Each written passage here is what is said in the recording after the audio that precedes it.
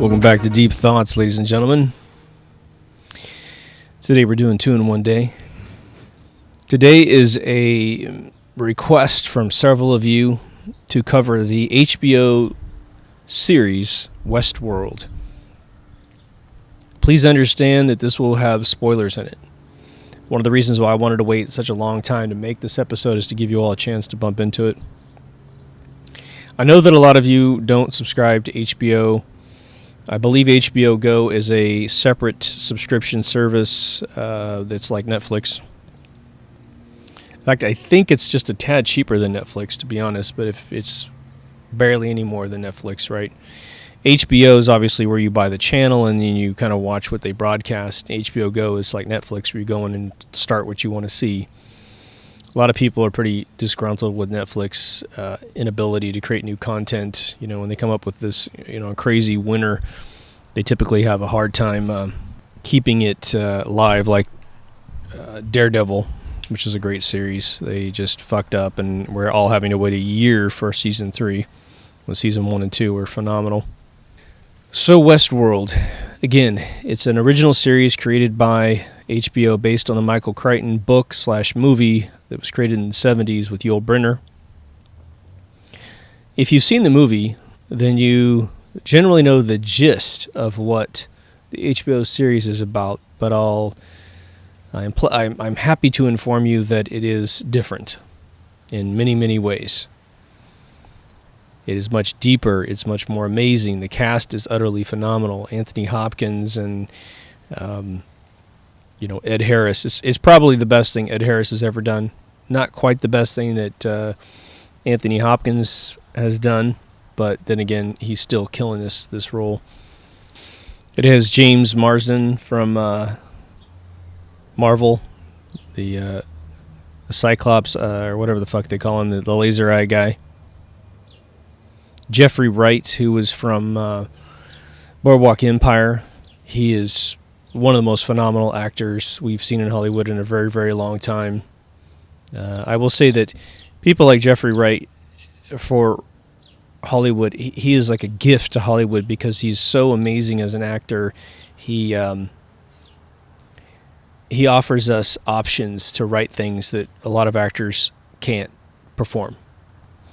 One of the main heartthrobs is Evan Wood. She plays this incredible, what we'll call host, a female character who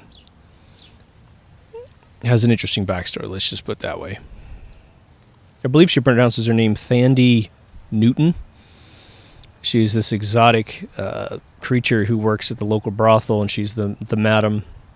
And she's been in several things, but this has to be one of the best things she's ever been in her life, because she just owns it. Now, I won't go down every single actor's name, but I will tell you, anyone who's in this show is doing an amazing job. 100%. I'd have to go for several minutes. Jimmy Simpson is another guy that's in it who's been in House of Cards. He was in Carnival as a hillbilly. Clifton Collins, who you've seen do amazing things. His first movie was Strange Days back in the late 90s. He was in Pacific Rim.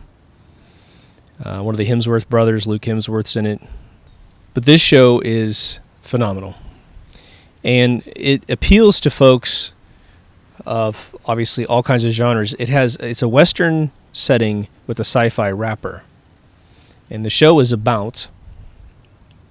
Again, if you don't think you're going to see the show at all, you don't think you're going to subscribe to this, you have no friends who have HBO Go, you might as well listen to the whole thing, because I'm not going to reveal absolutely everything, and you're going to have a great time with the series. It's concluded its first season, and we're now waiting for the second season to come around. And it's going so much deeper than Michael Crichton's the interpretation of his book. I have not read the book. I have to be completely honest. So perhaps the book is more like the series. I don't know. I haven't heard anyone claim such a thing. It takes a while in the first episode for you to see what's really going on, because they start you inside this Western world. It's sort of a southern Arizona border type zone of the world, and it's in the 1800s roughly. It's sort of the whole thing is fictional inside this realm in terms of what people are doing and who they are and their story arcs and that kind of thing. But I'd say by the halfway point of the first episode, you start to see that this whole thing is a flat disc that is being controlled by a sort of a theme park. And the whole series is about rich people that come in and pay $40,000 a day to be inside this round disc, which is so massive you can't find the edges very easily. And of course, there's always mountains to keep you from escaping, very similar to the flat earth theory that's on the internet today. There are androids that are extremely lifelike. You certainly can't tell they're artificial just by looking at them. They bleed red blood. And they are what we call the hosts. And they host the guests, as they know them, or the outsiders. The guests / the outsiders are us, the human beings that are paying the privilege to go into this world and experience a Western fiction. And very similar to the show Dark City, the movie Dark City, obviously all the hosts go to sleep. And as I've gone on and on in my dream episodes, I find it very odd that human beings have to sleep. That we have to sleep. We can't postpone easily. We can't postpone even 2 days without just utterly disintegrating consciously. Sleep deprivation is the number one tactic to get information out of individuals, because we start to get loopy. We start to get almost the way we get when we do hypothermia. We lose our faculties when we haven't had any sleep, and so we'll start to slip. Our defenses that are up to try and conceal information deteriorate. They go to zero. And so these hosts must sleep, and when they sleep, they are refreshed, and they live in this sort of Groundhog Day loop based on when the visitors come in and do their thing and leave. If a host is murdered by a guest through some gunslinging event or through something else, someone just gets angry and wants to pull a trigger on someone, they are then picked up, taken outside of this disc. Actually, they're taken underneath the disc, and they are cleaned up physically. They just spray them down, get all the blood off of them, and then they build new tissue. I guess they get a new epidermis or something, because no one has any scars by the time they're put back out. They don't really cover that process, but that's not necessary. But a woman might be raped and murdered in a barn, and then she wakes up in her bed the next day and she's totally fine and has no memories of these events, at least up until the point the series starts. So the mechanics of it are very interesting to kick off with at first, because it starts to get to the dynamics of what's possible and what's not possible. But before I go into that, I think the reason why people who are interested in this show really like Westworld is that it mirrors what might be happening in our world, and that we have a designer that put us together. And once you start looking at the evil that goes on in the world, these fuckers that are just so dark and so non-empathetic, you start to wonder that there seems to be some subspecies of asshole in the world, right? And when you really start thinking about it, you almost go one of two different ways, and you can actually reverse the polarity of what, in reference to Westworld, you can sort of go, well, maybe Obama is the guest who wants to come in and feel super powerful, and we're the hosts. We're the dipshits that believe in common law and do no harm, right? Well, they're gunslinging, making wars happen, all this other stuff. And then you could flip it and say, well, maybe we're the real people, and we've signed up for this challenge. Maybe we're in a penal code or whatever, penal zone or something. We're in prison for something that we did, and we're being tortured by these assholes who are actually the androids, who seem to lack any sympathy or empathy, right? So it would be much easier to make a non-player character android, meaning they're not really participating like we participate. They're this control structure, and make them seem to have no soul, because no heart, because that would be easier to make, right? We tend to have all the emotions, but in this particular world, what's interesting is it's the guests who are the assholes, the humans, and the androids are the good people. Now, for those of you who didn't see Dark City, just so you understand the correlation there, if you haven't seen the movie, you should go see the movie, especially if you like Westworld. But it's about a city that's a disk floating in space that has been, I won't ruin it for you, but I'll say this. Everyone goes to sleep at night, and when they go to sleep, this faction of weird people in, I think they're in black trench coats, even the maintenance crew's in black trench coats, but they move people around. They take a plumber and they make him a principal of a school one day, and they just jostle everything around. And the reason why we go to sleep is so they can do what's called tuning at night, which is exactly what happens in Westworld. Now, obviously, Westworld, the book by Michael Crichton, came out before Dark City was written and made into a film, so most likely Dark City is stealing a bit of its concept and its premise from Michael Crichton. Michael Crichton, who mysteriously dies at 50 years old. He was just too goddamn smart. This is the guy that wrote Jurassic Park, the book, which is 10 times better than the film. But the Dark City premise is that our main character, for whatever reason, ceases to go to sleep, and he ends up seeing this tuning process happen. And he finds Kiefer Sutherland, who's playing this sort of mad scientist who's been awake for a long time. He never goes to sleep. And he has figured out a lot of stuff to be dangerous, and our main character bumps into him, and they start, correlating facts, and they try to figure out what's going on, and eventually they figure out what's going on. And I'll let you watch the movie to figure that out. So in Westworld, we have a very similar formula, But the way this show is organized is that we have a set of probably about half a dozen hosts that we follow, who are all generally on a different timeline. Even if their paths cross constantly, they're in a completely different timeline. And they have very specific purposes in what is referred to as the narrative. There are hundreds and hundreds, if not thousands, of narratives, meaning you might come into the town and there's an old man selling you the promise of finding a treasure way outside of town. There's another one that's going to get into a gunslinging battle with you, etc., etc. Some are just prostitutes to make you feel good.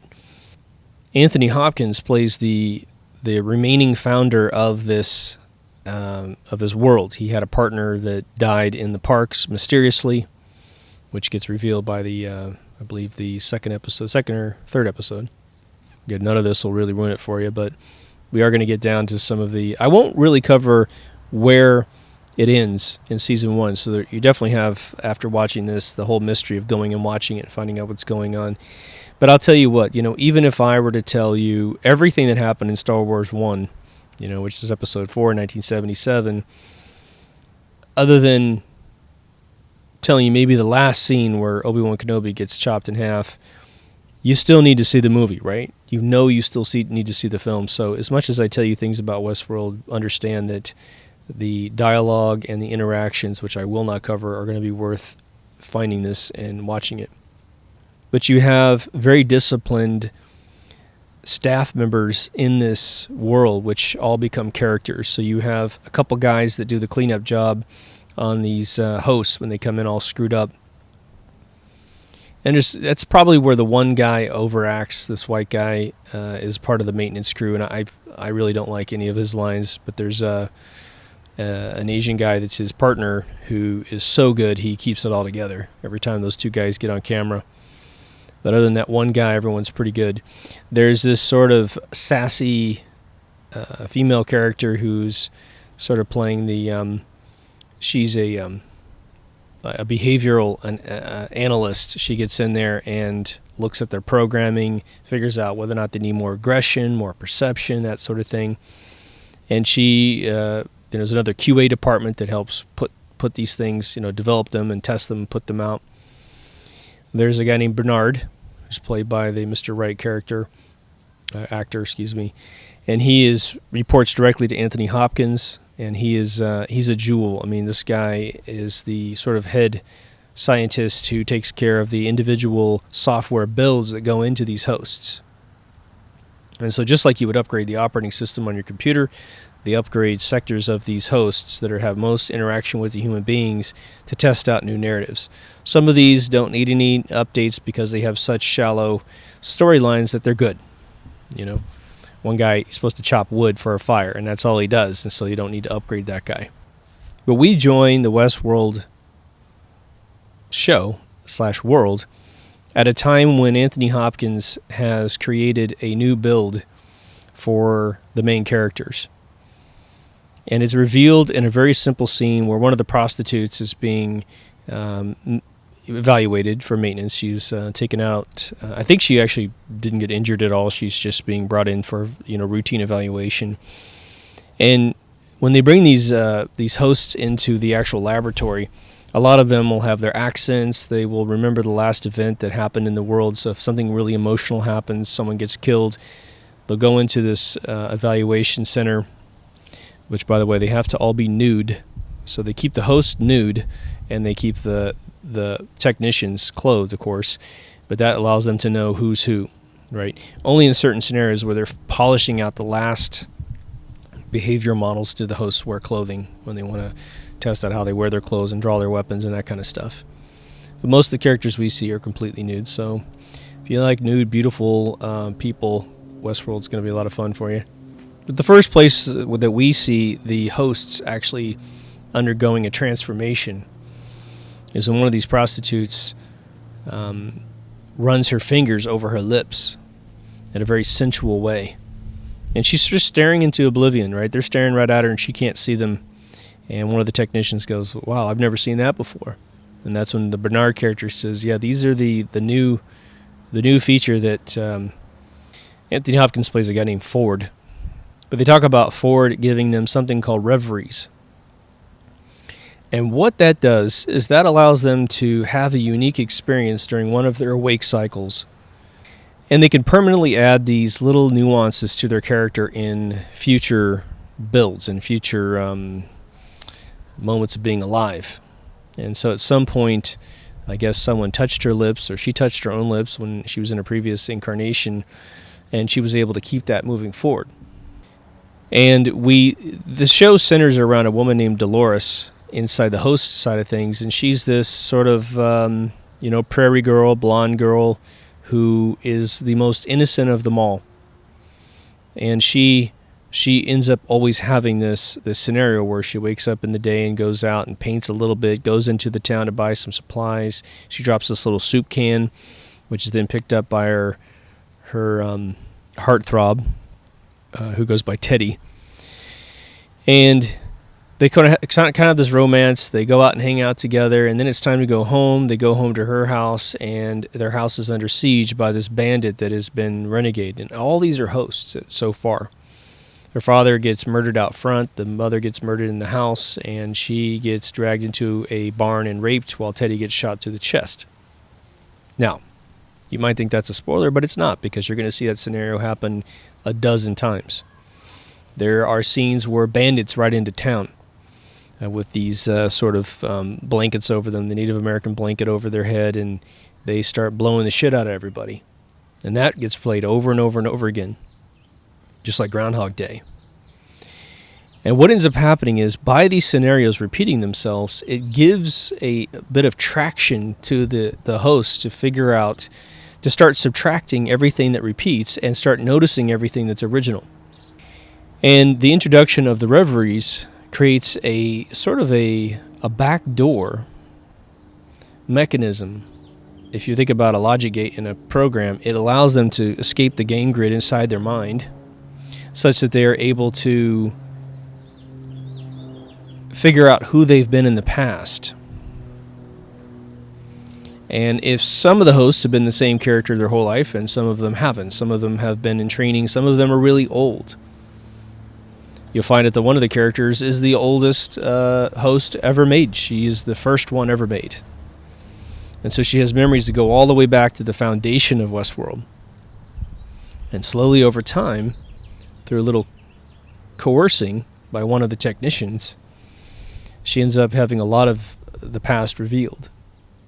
Now, as a writer, if you've ever taken a creative writing class, one of the things that will come up fairly early in the class is the concept that the characters in a book could determine that they are characters in a book. When you know, as the reader, from just a purely fictional standpoint, there is very little you could tell a fictional character in a book to make them conceive of a book, unless they have a book in their lap and someone says, "You're one of these." And of course, they feel like they're living a beautifully rewarded, rich life, and they can't believe you, right? So what happens to these hosts through these reveries, and something else that starts happening, which I'll explain in just a second here, they start waking up slowly. And the first scene that we see where there's something even beyond the reveries that wakes someone up is that a couple of the guests have agreed to go on this little hunt for a bandit. It's like a husband and wife team.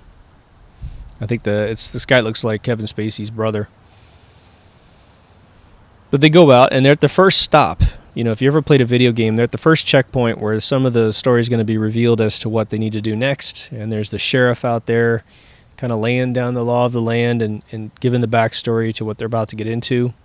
Again, he's a host. It's what he does. It's his loop. It's his narrative. And a fly lands on his face. And he's talking about what's going on. And this fly lands right on his cheekbone and starts crawling around his face. And the more it crawls around his face, the more it has presence, he starts to go into this weird loop. And he essentially malfunctions to the point he can't speak. And he starts kind of gurgling and going into this weird, physical tick. And it really freaks out the guests who've never been there before. And they're like, "Oh shit, let's get back to town. This is really freaky and weird." And of course they call into the people who take care of the park. The park notices this guy's got a problem, and they pull him in and start talking to him. And Anthony Hopkins comes around to talk to him and starts to realize, geez, what's going on here? And he's got Bernard with him.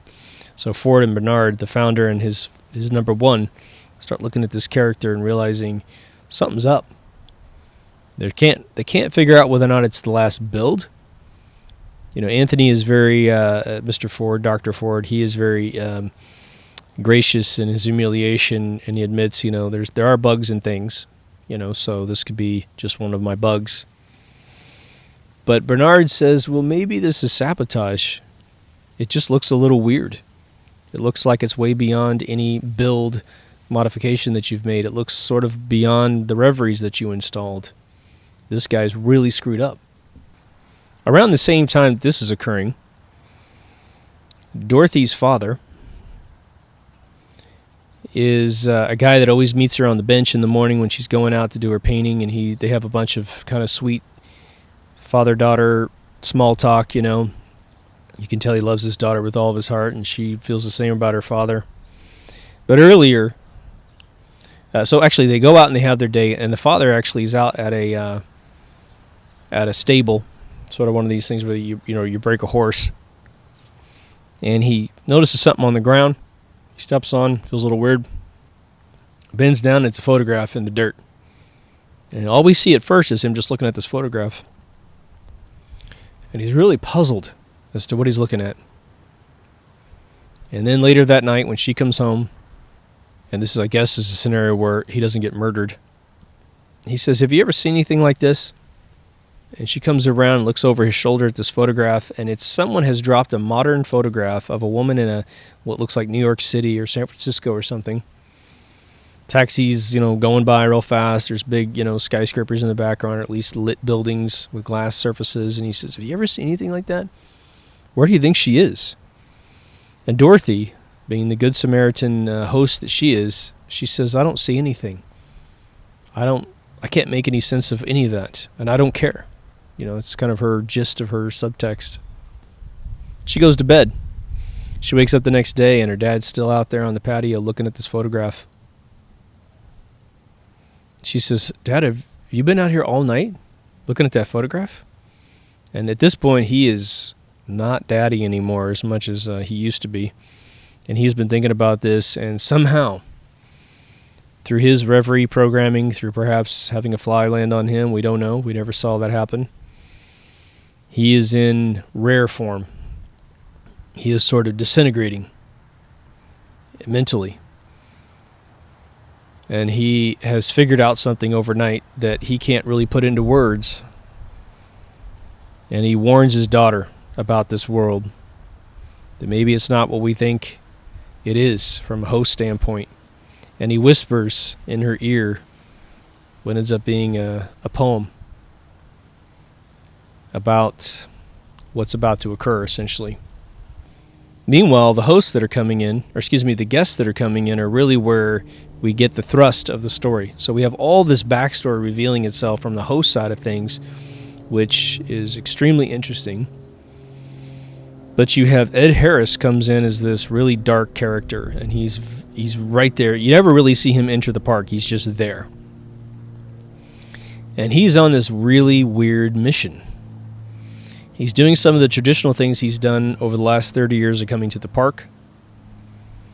You get the sense he's extremely wealthy. There's a weird scene in, I believe, episode 4, where another guest walks up to him and starts thanking him for his foundations and his financial contributions, his philanthropy in the real world. And Ed looks at him and says, "You say another word, I'm going to slice your neck open. Shut the fuck up. I'm in here to be in this world, and I don't want to talk about the outside world." But he is on this crazy mission. Everything Ed does is phenomenal. They refer to him as the Men in Black. He does have a name, and I forgot, but what happens is that he breaks a lot of the narratives. He goes off on weird tangents here and there. And the control center, when it pops out and you see this beautiful 3D rendered flat Earth model of this zone they've created, like a big, gigantic Truman Show, you get the sense it's like maybe it's like a fifth of the state of Arizona is inside this thing.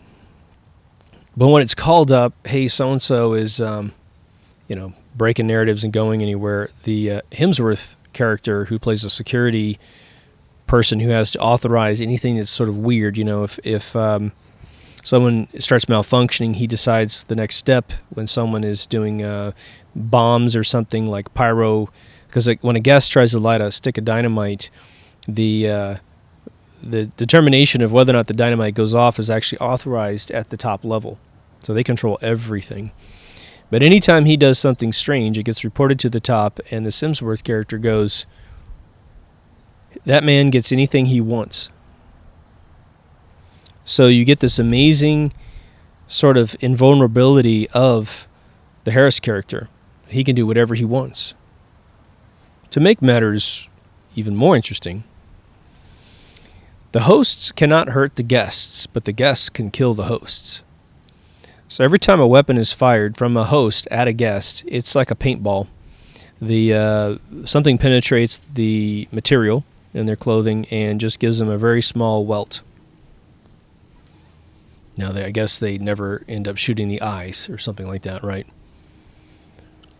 In terms of physical scraps, they can seem to grab the guests and punch them around, toss them around. I don't know what stops a knife from doing its damage. But I guess the hosts just aren't allowed to do that. But Ed is on a mission. The backstory of Ed's character, the Man in Black, is that he has been there so many times. He's done everything that can be done over and over and over again. And there's an interesting backstory about him getting divorced from his wife, and his wife basically dumping him and saying, you're an evil bastard, and I can't live with you anymore.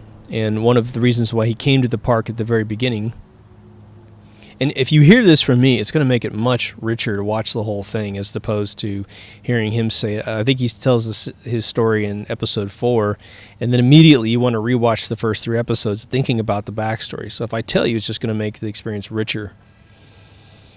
But he was accused of being a really bad man by his wife, his ex-wife. And so he came to Westworld to see if he actually was a bad man. And he ends up doing some of the most unthinkable shit in narratives that no longer exist in the 30 years later time frame that we're in now. He finds out he does have it in him. And I think what you'll kind of deduce is that everyone has it in them. Everyone has a little demon inside them that can do things that, per our standards, are inconceivably bad. Right? Before we go into Ed's, final objective, because this, again, won't ruin a thing for you. The gist of Westworld is that you go there not to experience a bunch of pre-generated narratives. You will do that. But in doing so, what you will find out is who you really are as a human being, which I think is phenomenal. If any of you have played a video game where obviously video games are always geared to do something sort of out of this world, you play games like Hitman or whatever, you realize that you have these instincts inside you that seem to be completely okay with doing things that are unspeakable in the world, even if it's for the greater good. You're a hero, you're getting rid of Nazis, you're a hitman getting rid of other bad people, you're playing Grand Theft Auto and killing every human being on planet Earth. Westworld is finely tuned to make sure that the guests have the most incredible epiphanies about who they are as human beings. And as I tell you this story, it sounds like this whole episode's about just a series on HBO. For all of you who've said, review Westworld, you understand it's way more than that. It's a reflection on who we are as human beings watching the show. The series on Netflix called Black Mirror. The black mirror means your TV. Your TV, when off, is a black mirror. That title is so ingenious that you are watching fictional characters go through scenarios and you can't help but to vicariously live through what you would do if you were them. So the metaphor in that name is brilliant, and Westworld has that embedded inside of itself. So Ed Harris is on this mission to find something he calls the maze. It is assumed that over the 30 years that he has done everything that can be done, someone has made it apparent that there's this second level of the game, a much deeper level to the game. And he's trying to find the entry point to that game, the door to what they call the maze. I will tell you that you learn a lot about it in Season 1, but we're not going to see it until Season 2. And that's the beautiful thing about it. The other beautiful thing is that the characters are played by such incredible actors that the slow reveal of all this information and the writing is just top-notch, okay? It's a beautiful reveal. The speed of it is beautiful, the way that they bring it out to you slowly. Now, on the outside, you have a whole set of politics going on the outside, which is unrelated to any individual narrative inside. Ford, played by Anthony Hopkins, is obviously an old man. He's been putting this thing together forever. It's unclear how many years the Westworld has been online. It would seem that, based on the Man in Black's Ed Harris's character, that it was actually already pretty much in full swing when he started going 30 years ago. Anthony Hopkins is old enough that if you add his educational background and the years it took to actually epiphanize this thing into reality, that it could be maybe 35 years old. But hell, who knows? Maybe Ed went in the first year. But as with all major corporations, especially like an Apple computer, the board of directors that manage the money to expand a business always want to get complete control over the company, and they are always intimidated by the genius that gave them the opportunity to have the financial opportunity that they have, this cash cow that they have. And so this isn't lost on Westworld. There is a board of directors that are always referenced by name, but never really, that's never shown. And there's a couple liaisons that are part of the character base. That there's a female that is always kind of running around watching the sort of the productivity of the Westworld narratives, of its cash flow, of how much is being spent to create new narratives, meaning they'll actually terraform a part of the park inside and create cities and new caves and new experiences, and they create new characters. There's a British guy who is maybe the worst actor in the whole thing, but he's been told to overact everything, and the dialogue for him is actually really, I think, horribly bad. And if there's one point, there's a piercing of the suspension of disbelief. It's this particular actor overacting everything, and he's this foul-mouthed narrator writer. So his whole job is to create new scenarios, and he seems to miss the incomplete essence of what Westworld is. And it would seem that he's never actually gone in as a guest himself and lived through a couple weeks of the world itself. But all during season 1, because season 2 doesn't exist, there is this sort of attempt to take away the park from Ford, from Anthony Hopkins, to say, you got to retire, you got to be out of this game, we're going to take over from now. But Anthony understands, or Dr. Ford I should say, he understands that the board of directors completely miss the point of Westworld, to essentially reveal your internal character and your internal capabilities. And so he doesn't want to give it up. And of course he's a brilliant human being in this scenario, and so he has thought of a lot of things. And so one of the nice things that starts occurring in the second half of the first season is you see all the provisions he has made to make sure he doesn't lose control. And it's brilliant and is awesome. He's also working on an upgrade to the park, a new narrative. And each core narrative has hundreds of small narratives as sort of what you get out of it, right? So there's a new world that's created. It has an objective for the players. And as he has perfected this methodology of helping you understand who you are as a human being, he just gets better and better, and the stories go deeper and deeper. Now, two of the characters that join this particular scenario are two gentlemen. One guy has been there several times and loves the place and understands everything about it. He is sort of, you could say he's obviously Ivy League. He's obviously very wealthy to be able to afford to go into the park. But for all intents and purposes, he is a degenerate of morality. And so he really wants to be a bastard. He really wants to be this character. And who knows, fictionally speaking, if we were to go into that scenario, maybe we turn into that guy anyway, because it's the exact opposite of what you're able to experience in this world, right? But he's bringing another gentleman with him, which is the Simpson actor. And it's a slow reveal as to what their relationship is. If you pay attention to every single word they speak, you'll get it fairly early, but I missed it. I'm watching it for the second time through right now.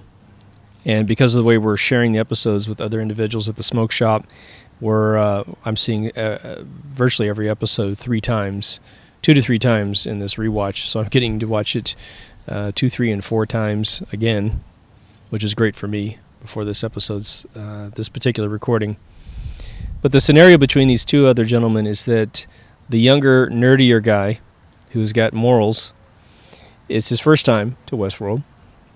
And this other guy is his soon-to-be brother-in-law, because they work together in a corporation. And, it's just some bonding time before they become family. And you can assume that, this sort of experience, because this has happened a lot of times in real life. You take your future brother-in-law out on a fishing trip, on some camping trip. You get to know these individuals, and you're just trying to find out, what your family's going to turn into by bringing this other DNA into the circle, right? And it's through these two talking to each other that we find out the scenario that this world's about you finding out who you are as a human being, which is very enticing. And it's one thing to come up with a neat premise to say, okay, this is going to be really cool. It's going to be Westworld, and I'm sure this is in Crichton's book, but someone saying you're going to find out who you are. That's an easy setup as a writer. Pulling it off is a whole nother thing, and I'm going to tell you right now, they pull it off to the full extent of its capability. And so you will be absolutely entertained beyond your wildest dreams. The other fabric to this story is the interpersonal relationships of all the staff members. Like I said, there's the two schmoes that take care of the bodies. And one seems to be very fuck it, da-da-da-da-da, this white guy who's, again, overacting all of his lines. And this Asian kid who's, like, very calm, collected. You could tell he has a heart, and he is the one I always gravitate to when the scene comes on, because he has dimension where this other guy is sort of a Klingon, right? Star Trek was never able to write dimension into a Klingon. I don't care what show you want to pick out. It's all shallow and super predictable and sort of the cartoon character of the series. There's some hidden romances between some of the characters, which creates an interesting dynamic when it comes to someone getting their way in the organization. If any of you've worked at a corporation where the CEO's banging his secretary or some departmental head, when the departmental head is some can't understand normal thinking person, and they want to pull a fast one on their employees, and the CEO goes, "Whatever you want, as long as you meet me after work, in between me seeing my wife and kids, you can have whatever you want." So it's not quite that acidic in Westworld. It's two single people, for the most part, sharing their experiences together. But now here's where we're going to take a little bit of a break from narrating what the series is about. And I want to reflect on what this means for us personally. Because towards the second half of the first season, Anthony Hopkins has to reveal the philosophical difference between he and his partner Arnold. So you have Dr. Ford and this partner that no longer exists called Arnold. And before we get to that one reveal, which I think is brilliant and revealed at the right time in the series, but this won't hurt you at all watching it. We have this, sort of definitive definition of what makes us human, thus real, and what would make someone else fake or not like us, right? We think that if we are cut open and we bleed and we have organic matter inside of our bodies, that we are definitely of the soil, and we definitely spend time with each other and believe that we are born. We believe our entire childhood existed. We feel like we have traversed time and earned our stripes as a human being, right? I sit before you right now making an episode, and I believe that I have the majority of, probably, 45 years out of, 42 years out of 47 years of life memorized pretty vividly. I remember being 3, I remember being 2, and so I think I have reality. I think I'm real. What's interesting is there's a Twilight Zone episode called Sing the Body Electric, where they talk about the memory tracks being installed inside of a nanny, that the mother dies early in this particular Twilight Zone, and the father is sort of faced with the fact he's not domesticated. He has no idea how to raise children, because back in the traditional day, the females had all that in a tome in their genetic maternal senses. And so when she passes away, the father has to do something, and someone approaches the father and says, well, there's this service where you can have a human being built, a robot built that looks just as real as anyone, but it has memory tracks to make it feel like it's real. And so it goes back and memorizes things. Now, obviously, that whole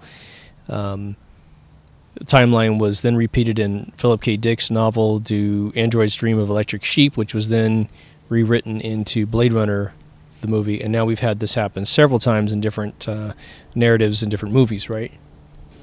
So pretty much the entire dialogue from Sing the Body Electric and Blade Runner is repeated inside Westworld as the need to do this. And again, I can't remember what the year is on the Westworld book. I think it precedes Philip K. Dick's novel by at least a year or so.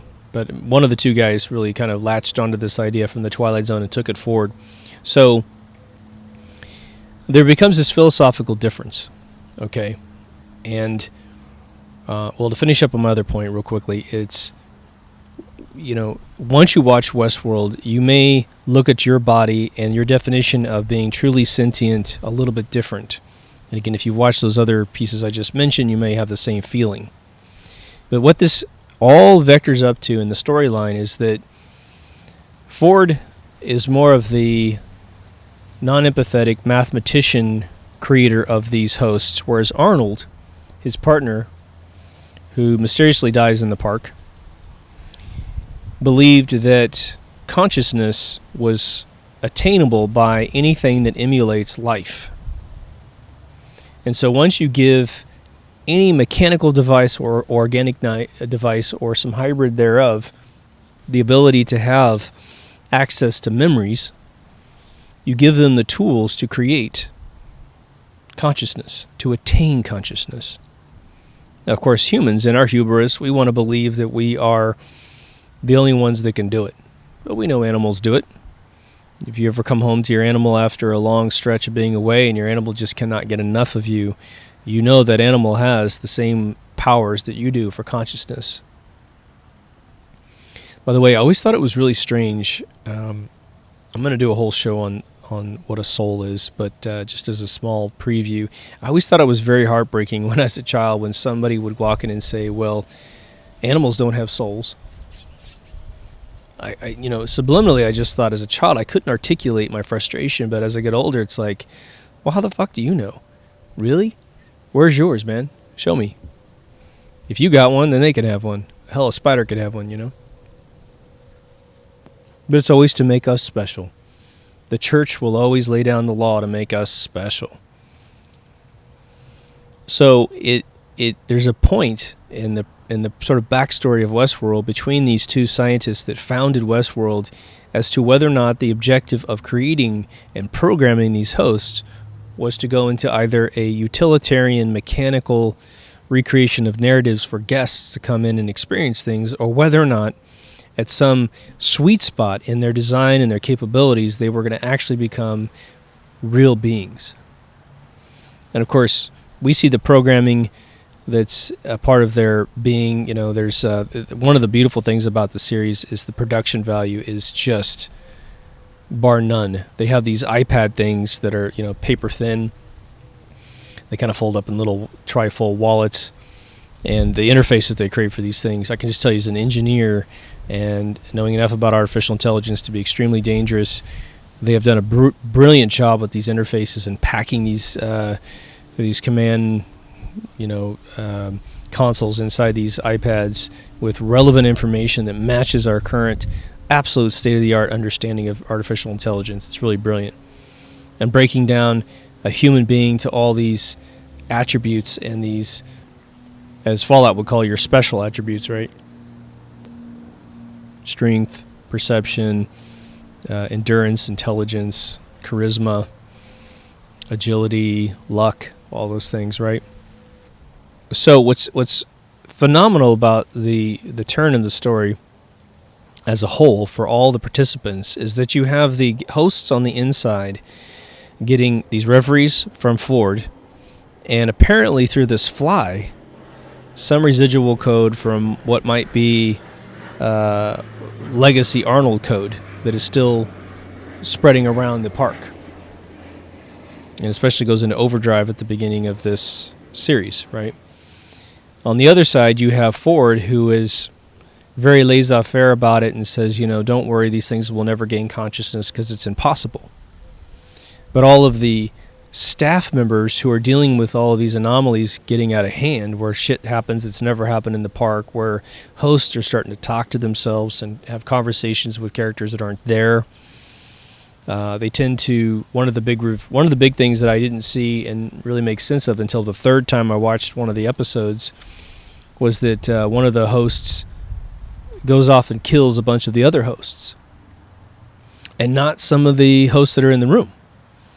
And so you'll hear these scientists say, look, I did this cross-reference of this particular host's background, and I noticed that he killed a bunch of hosts that had attacked him in the past, that had murdered him in the past, but he left the other ones alone because they hadn't had any interaction with him. So it was as if he was correcting bad blood. You killed me a long time ago, so I'm going to get rid of you this time around.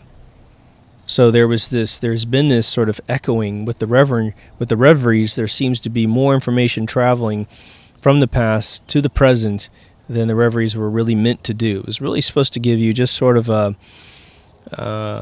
physical attributes, sort of a personality that you developed. In life, we tend to hang on to things that work, right? So if you're trying to get the opposite sex or whatever you're attracted to, to pay attention to you and use a couple lines, use a couple techniques, and it works for you, you're going to embed that in your entire flow until you find the one that you love and you want to hang up your black book, right? What I get out of Westworld in the end is essentially a big what-if scenario for our world. And I think it's beautiful, and I think it's very healthy for us to have these questions from time to time. You know, human beings like to temper chaos in our scenarios of life by claiming that somehow we figured it all out, right? The Big Bang satiates a bunch of people who are apparently terrified about how the universe started. Or they want to create the perception that they have such a profound understanding of the universe that you must cower down to their intelligence at all times. Westworld, if you pay attention, will do that to you. It will make you feel like, you know, it'll make you question your reality, I think, the more that you watch it. And again, I want you to view Westworld as a metaphorical possibility of reality and not some literal translation of, oh my God, maybe I am inside some flat earth dome or something like that. Hey, it very well may be. It very well may be. The one thing I want to throw at you, I'm going to throw at you a few notions, I guess, that Westworld does not address and that we don't typically address in possible scenarios. But imagine this. We are born in this particular reality, and we have a life and we die. No matter how short it is or how long it is, you have those three beginning, middle, and end scenarios, right? But what if, wherever we come from, we don't die? Or we live a lot longer than we know. Maybe we live 1,000 years. Something like that. Or perhaps in the matter of 5 seconds, there's technology that can make us feel like we lived 100 years. And that this is some virtual reality similar to the way that the Total Recall movie in 1988 alluded to, which is that, you know, what is always the same every time you take a vacation? And Arnold Schwarzenegger says what? He says you. You're always the same. You're always you. And that's kind of boring. How'd you like to be a rock star, a secret agent? We will change who you are within this memory implant, and you can be something wonderful. And in that particular movie, they back him into this device and, you know, zap his temples to give him this trip, and of course everything goes wrong. But eventually, right away after he wakes up out of the scenario, he is the special agent that he bought the trip to do. And again, the big clue with Total Recall is the nerd who puts the program into the unit. He looks at the unit and he says, oh, blue sky on Mars. I haven't seen this one before. And the end of the movie is a blue sky on Mars. So in my estimation, the whole thing is his trip. And it ends exactly the way that the episode was titled at the beginning in the first act, right? What's very interesting about the Westworld analogy to our world is that when they're killing all these hosts, who haven't, you know, most of them haven't done anything to anyone. They're shooting people randomly in saloons, you know, raping women that haven't done anything to them. They don't have the guilt in their brain because they think it's a host. It's a disposable lighter. It's a disposable razor, right? It doesn't have sentient life. It has no consciousness, as Dr. Ford, the fictional character who runs the place, played by Anthony Hopkins, constantly says. But Arnold disagreed. And so we find ourselves in this world where we struggle with a belief in God because often the excuse for not believing in God is that children suffer, the people suffer. And how could any creator of any world allow that to occur? Well, in Westworld, you take your physical body inside this world, so they have to protect your mortal coil, your physical body inside this world. The bullets don't go through you. No host is going to stab you with a knife. No host is going to choke you out. And so you're guaranteed safety. Well, I know it's hard to believe, but what if we're essentially putting on an HMD, a head-mounted display, like a virtual reality pair of goggles that we have today, and the only thing that penetrates the world that we're in is our eyes, which is why it's always considered the gateway to the soul. When we look in each other's eyes, it's a very special thing. Like I said, run this experiment if you haven't done it. Go to someone that you love or like, start talking to them, and then hold up your finger. just like this if you're watching the video, and block your eyes with your index finger such that you can't see their eyes, and tell me how much of the humanity and spiritual connection you have with this individual disappears, because it does. It incredibly disappears. And I think that that's a clue to who we are as beings, okay?